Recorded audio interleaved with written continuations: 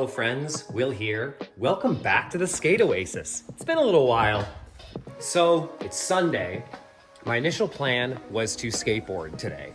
It was rainy all day yesterday, and rain was supposed to stop overnight, which it didn't really. Still really wet out, so no skateboarding happening this morning.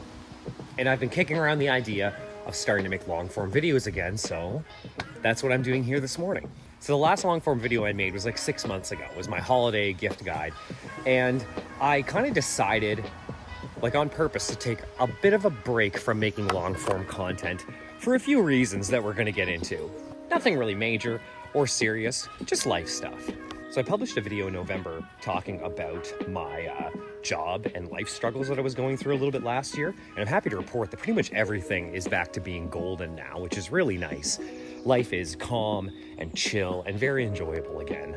And part of that was that in January, I started a new job. So of course, when you start a new job, you have to put a lot of time into like figuring out how they do things and stuff. It takes up a lot of mental load. So in January, I kind of decided, you know what, it's the middle of winter anyways, can only skate in the garage. So I'm going to take a step back from making the long form videos for a little bit until kind of the weather gets nice out again and until my creative spark comes back. When I was kind of going through all that stuff last year too, I was really using making skateboard videos as an escape and as a, you know, kind of a retreat into my art as therapy kind of thing. And I'm really glad that I did.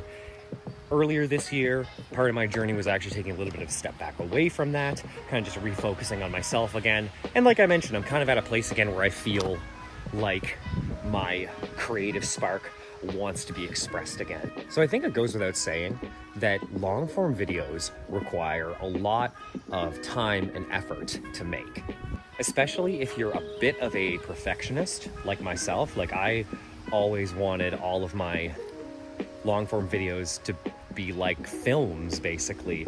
And I wanted them all to be shot really well, framed really well. I wanted the lighting to be good. I wanted the audio to be nice and clear and crisp. I wanted the videos to have a narrative and have real value for the people watching. And as a creative person, I think it's actually really important to focus more on being prolific than being perfect. And what I mean by that is I think it's more important as a creative, at least for me and on my journey, it's been more important and valuable for me to create more things that are not 100% perfect than to create less things that are, I think, 100% perfect. And of course, if you've got any experience creating anything really, then you know that nothing is ever really done. You either kind of run out of time or resources. Being a video creator, it's better to make more videos that you're 80% happy with than to make way less videos that you're 99% happy with. You may disagree, but that's totally cool. Another reason that I kind of stepped back from doing long form vlog style videos was how I'm noticing the two social media platforms that I interact with, those being YouTube and Instagram, kind of react differently to content.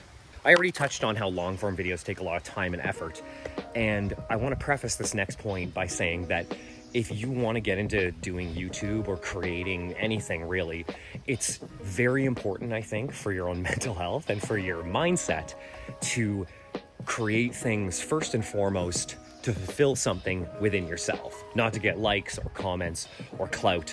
But the reality is that when you put a lot of time and effort into something, in this case a long form video, and it doesn't perform well, it can be really disheartening. Another sad reality is that I've found that my videos that are less authentic to myself perform better. Kind of ironic. I didn't think it would necessarily be that way. So yeah, the long form videos take a lot of time and effort. They don't get a ton of reach or engagement. Whereas I have found specifically over the last year or so that on Instagram, my short form content has been blowing up. Way more popular on Instagram than I am on YouTube. And of course, that's because Instagram Reels specifically are tailored to short form content. And I found that to create short form videos and Reels that I'm happy with, I really only have to film or get 3 or 4 decent clips. So the mental and physical effort is a little bit lower to create shorts, and they get a lot of response. kind of throughout this video, you'll see that I've been playing like the shorts on the side and everything like that. And I think that they're really fun. I think that skateboarding kind of leans into short form content too, because you're usually showcasing tricks or something like that. And it doesn't always require you to go really in depth to show something. I also got really bored this winter, so I started making a lot of trick tips for mini ramp tricks, like bonelesses and sweeper variations and stuff like that. And those got a lot of traction. And I was really happy to see that because I put a lot of time and effort into those. And by seeing like the likes and the shares and the saves, I'm seeing that there's people watching it who are taking and getting real value from it, which is really fulfilling for me as a creator. But I'm bringing the long form videos back. I have plans for some casual videos and some more specific videos coming up here in the future.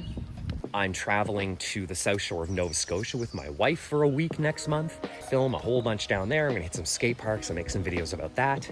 And then after that, I'm going to start/continue filming for my 2025 full video part, similar to that video I made Surge of Youth last year. And then once I'm done that, I'm going to start working on my birthday challenge, which is fun to even think of because that's still a full like 6 months away. But to learn 39 tricks in 39 days, I've got to start, you know, basically 6 weeks ahead of time and put in a few buffer days to help me with editing and in case I have off days and stuff like that. So that's going to be a big challenge. And then by then it'll be winter and it'll be time to go back to training. And one thing I've really had in the back of my mind since I started skateboarding again was to document and talk about cross training for skateboarding as well, and what I do outside of skateboarding, like at the gym, to keep my body kind of primed for skateboarding, which as someone who's getting older, 38 years old right here, very important.